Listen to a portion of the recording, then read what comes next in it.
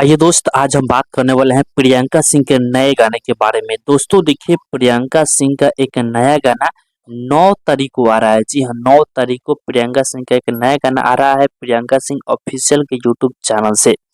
जिस गाने का पोस्टर जस्ट अभी अभी प्रियंका सिंह ने शेयर किए हैं, आप लोग देख सकते हैं पोस्टर को।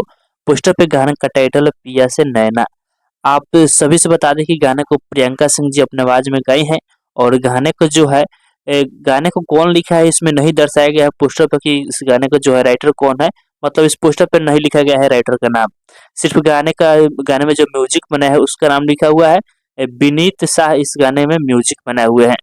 बाकी आप लोग 9 तारीख को सुबह 6:30 पे तैयार रहिए Priyanka Singh official YouTube channel पे इस गाने को सुनने के लिए।